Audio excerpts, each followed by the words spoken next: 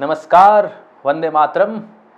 आज दुनिया भर में इस विषय पर गहनता से चिंतन हो रहा है कि जनसंख्या ह्यूमन रिसोर्स है या एक प्रॉब्लम है। निश्चित रूप से ये गंभीर चिंतन का विषय है। खासकर भारत के संदर्भ में तो ये बेहद ही गंभीर मामला है।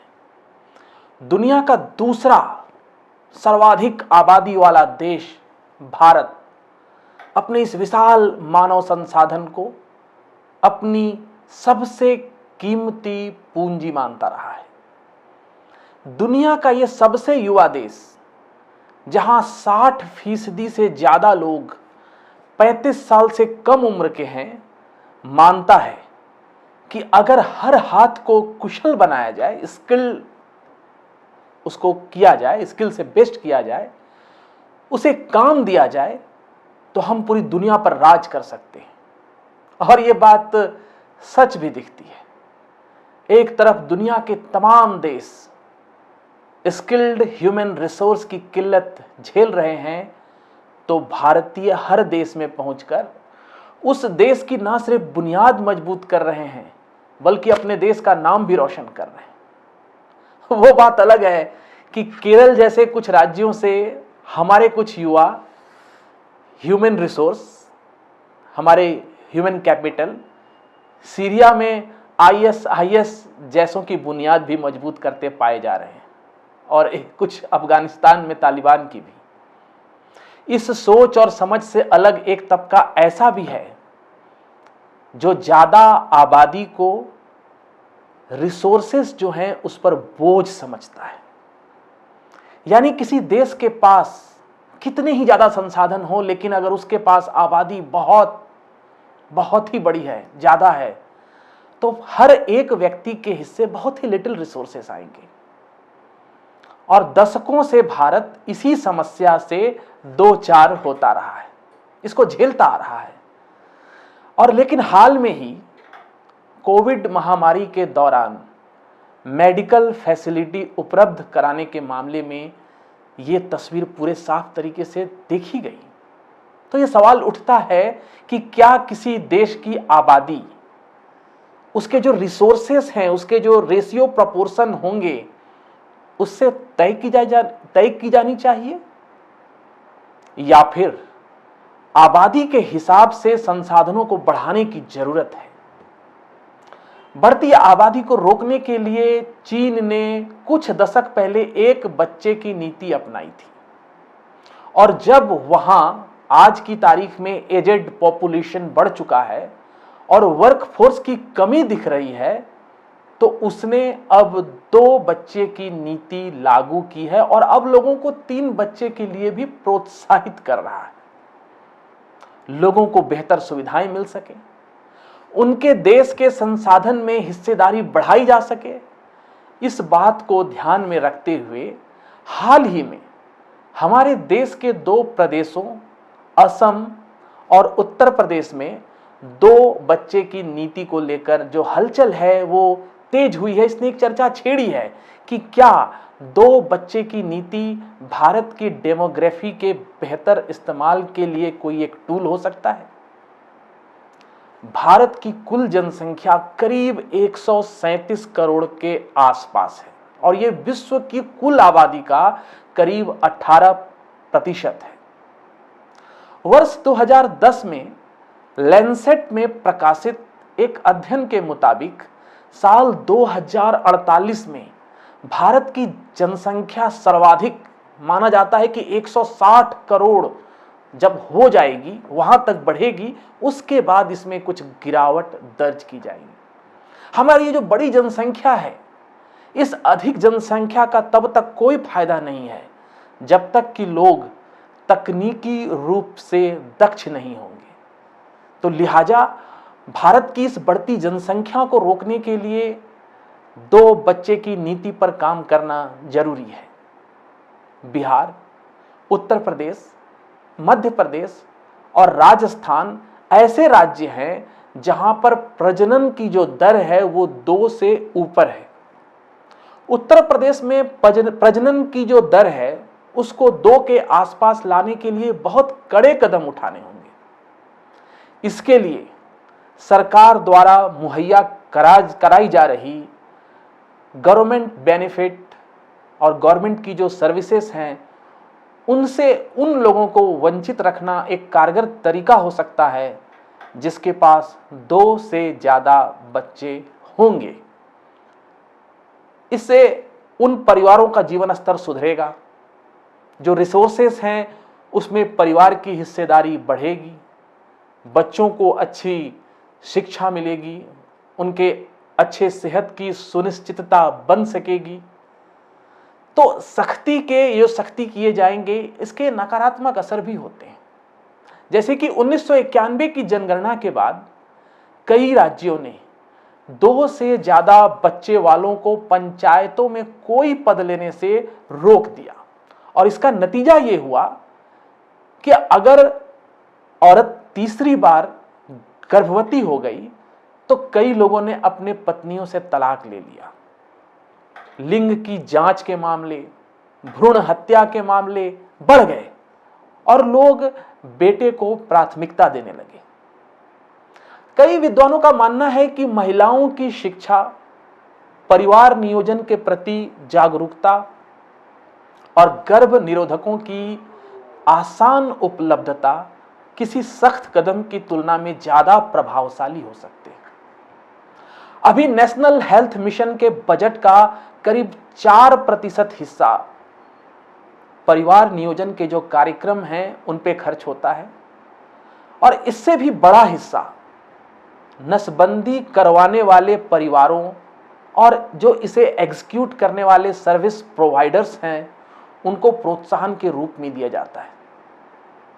हम दो हमारे दो, छोटा परिवार सुखी परिवार, बढ़ती जो आबादी है देश की बर्बादी है, ऐसे नारे हैं जो भारत में बढ़ती जनसंख्या के मद्देनजर लोगों में जागरूकता लाने के लिए समय समय पर सरकार एवं समाजसेवी संस्थाओं ने दीवार पर लिखकर या विज्ञापनों के माध्यम से लोगों तक पहुंचाने का काम किया।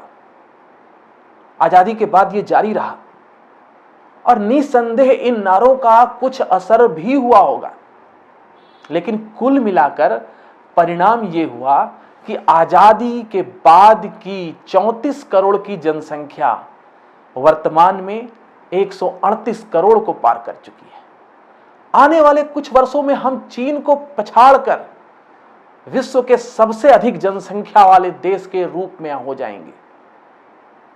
और सोचने वाली बात है कि हमारा कुल क्षेत्रफल चीन के क्षेत्रफल का 1/3 भी नहीं है। अगर इसी रफ्तार से जनसंख्या बढ़ती रही तो अगले 10 से 12 साल में हमारी जनसंख्या 1.5 अरब 150 करोड़ को पार कर जाएगी। यहां ध्यान देने वाली बात यह भी है कि जब 1857 में भारत का क्षेत्रफल 83 लाख वर्ग किलोमीटर था, तब भारत की जनसंख्या मात्र 35 करोड़ थी, और आज वर्तमान में जब भारत का क्षेत्रफल घटकर मात्र 33 लाख वर्ग किलोमीटर ही बचा है, तब भारत की जनसंख्या 138 करोड़ को पार कर चुकी है। दुनिया की लगभग 18% जनसंख्या भारत में निवास करती है, जबकि दुनिया की केवल 2.4% जमीन, 4% पीने का पानी और 2.4% फॉरेस्ट लैंड भारत में उपलब्ध है। यह एक बहुत ही चिंतनीय विषय है कि अपने देश में जो पॉपुलेशन रिसोर्स रेशियो है वो बहुत ही असंतुलित है। बढ़ती जनसंख्या के साथ साथ देश में और बहुत सारी समस्याएं हैं, जिनमें खराब होता पर्यावरण, रिकॉर्ड स्तर पर पहुंचती बेरोजगारी और महंगाई है। अगर देश में शुद्ध पानी की बात करें तो आजादी के 74 साल बीत जाने के बाद भी 75% भारतीय परिवारों को पेयजल आपूर्ति सुनिश्चित नहीं है। शुद्ध हवा के मामले में भी एक अंतर्राष्ट्रीय अध्ययन के अनुसार दुनिया के 30 सबसे प्रदूषित शहरों में 22 अपने भारत के शहर शामिल हैं।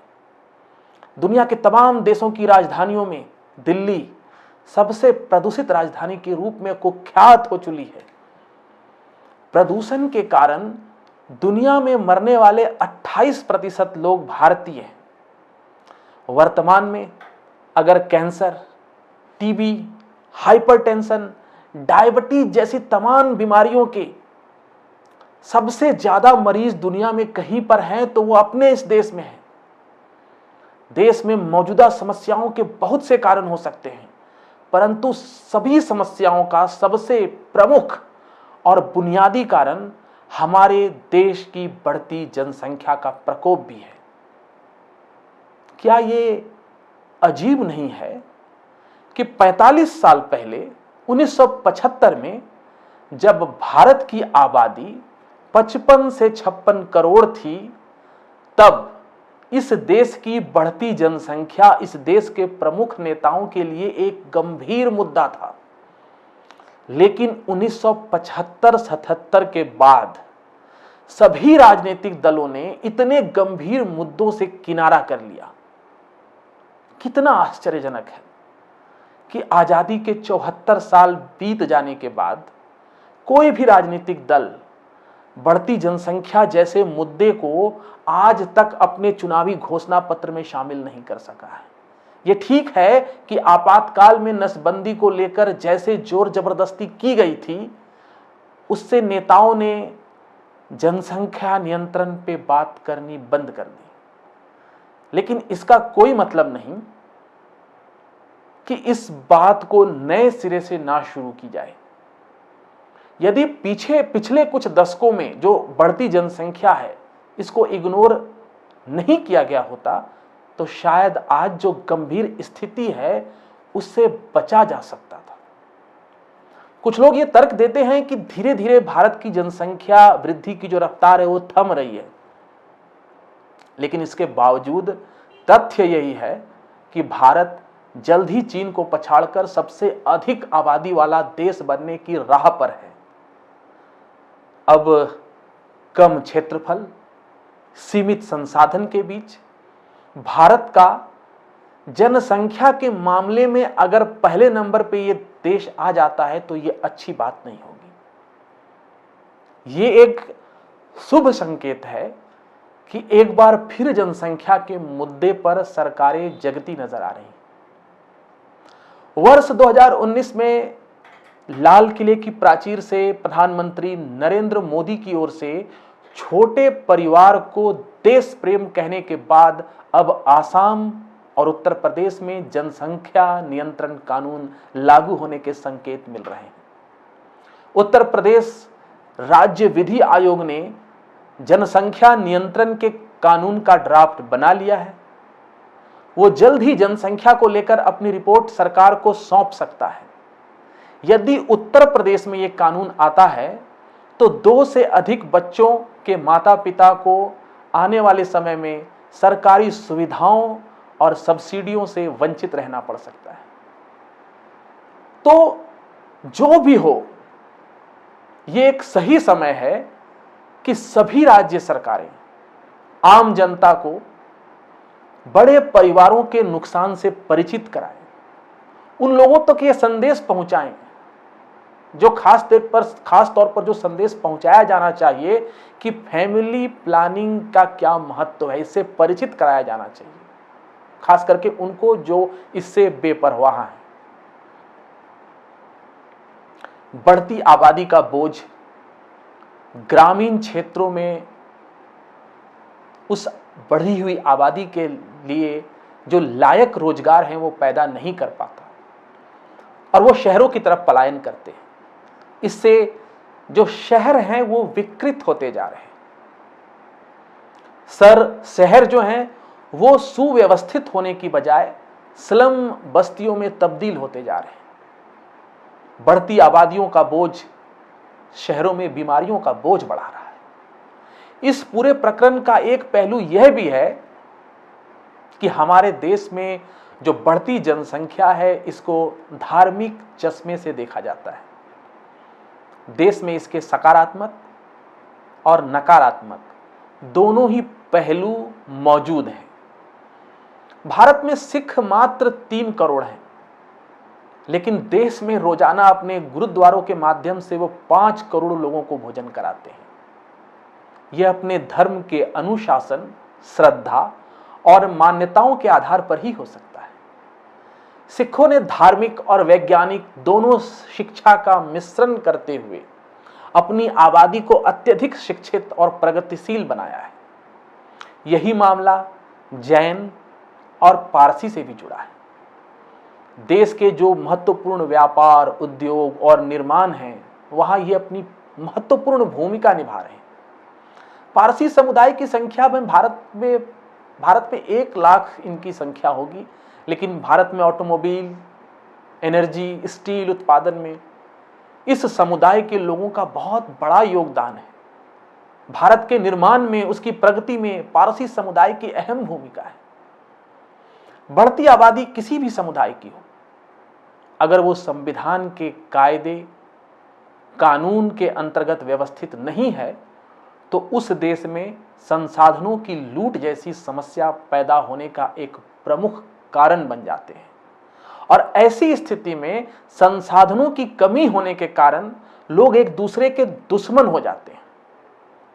सीरिया, लीबिया, दक्षिणी सूडान और यमन जैसे देश इसका ताजा उदाहरण है। वहां बढ़ती आबादी, अशिक्षा, अनइक्वल एक्सेस टू रिसोर्सेज के कारण इन अफ्रीका के देशों में, मध्य एशिया के देशों में काफी ज्यादा हिंसा हुई है। जानी मानी अंतरराष्ट्रीय सलाहकार संस्था प्राइस वाटर हाउस कूपर्स के अनुसार 2035 तक दुनिया के 1/3 रोजगार ऑटोमेशन, यानी कि जहां सारे कार्य रोबोटिक मशीन से हो रहे होंगे, एआई यानी आर्टिफिशियल इंटेलिजेंस, इस तरह की जो नई टेक्नोलॉजी है, इसकी भेंट चढ़ जाएंगे, ये छा जाएंगे। इनमें सर्वाधिक ऐसी नौकरियां होंगी जिन्हें अनस्किल्ड या सेमी स्किल्ड लोग करते होंगे। नौकरियों पर खतरे के इस ट्रेंड की शुरुआत हो चुकी है। हम भविष्य के उस चरण की कल्पना कर रहे हैं जब लोगों को नौकरियां व्यापक पैमाने पर नहीं मिलेंगी, खत्म हो जाएंगी। भारत इससे अछूता नहीं रहेगा। प्रतिस्पर्धा में बने रहने के लिए दुनिया के साथ यहां भी ऑटोमेशन को प्रोत्साहन देना ही होगा। इससे यहां भी नौकरियां कम होंगी। देश की अर्थव्यवस्था का एक बड़ा हिस्सा, जो भारतवासी जो बाहर हैं उनके द्वारा जो भेजे जाने वाला धन, उससे यहाँ के अर्थव्यवस्था का बड़ा हिस्सा पर उसका असर होता है। इस पर भी प्रतिकूल असर पड़ेगा। लेकिन भविष्य की यह तस्वीर अभी से दिख रही है। तो देश के कई राज्यों में 2 बच्चे की नीति को लेकर सवाल उठाए जा रहे हैं। ऐसे कदमों का लोग विरोध कर रहे हैं, तो यह बेईमानी सा लगने लगता है। 2 बच्चा नीति पर जो डेमोग्राफी के एक्सपर्ट हैं वो बटे हुए हैं। कुछ इसे अच्छा और देश हित में बतलाते हैं, तो कुछ के अनुसार ये वक्त से पहले का कदम है। कुछ लोग इसे कानून लागू ना करने की जगह लोगों की सोच पर, चेतना पर छोड़ देने की बात करते हैं। इससे पैदा हो रहे सामाजिक असंतुलन की तस्वीर भी पेश की जा रही है।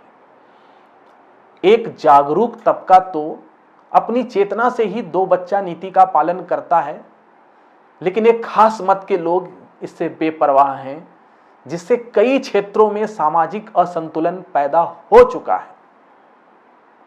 अब इन सारे तमाम तर्कों और नजरियों को देखें तो ये लगता है कि जनसंख्या को कंट्रोल करना, प्लानिंग के साथ इसका मैनेजमेंट कितना जरूरी हो गया है। जितनी आबादी के लिए हमारे पास भौतिक और प्राकृतिक संसाधन मौजूद हो, हमें वो संख्या तय करनी चाहिए और वर्तमान जो आबादी है उसकी अच्छे से प्लानिंग करके उनको अच्छी शिक्षा, अच्छा स्वास्थ्य, उनको कौशल मुहैया कराना, उनके स्किल को इनहेंस कराना, ताकि जो राष्ट्र का निर्माण है उसमें उसकी भूमिका बढ़ सके। इसकी जरूरत है। देश की जनसंख्या के नियंत्रण के लिए, कंट्रोल के लिए, नियोजन के लिए, प्लानिंग के लिए आज सोचने की बहुत बड़ी जरूरत है। ये एक बहुत बड़ा मुद्दा बन चुका है और इस पर सोचने के लिए हमें जागरूक होकर सोचना पड़ेगा। हमें भविष्य की जरूरतों के हिसाब से सोचना पड़ेगा। हमें इस तरह से सोचना पड़ेगा कि आने वाले जनरेशन के लिए कोई भी रिसोर्सेस कम ना पड़े। हमें सस्टेनेबल डेवलपमेंट इस सिद्धांत पर अड़े रहकर इस बात को मानना पड़ेगा कि पॉपुलेशन का कंट्रोल आज समय की जरूरत है। धन्यवाद।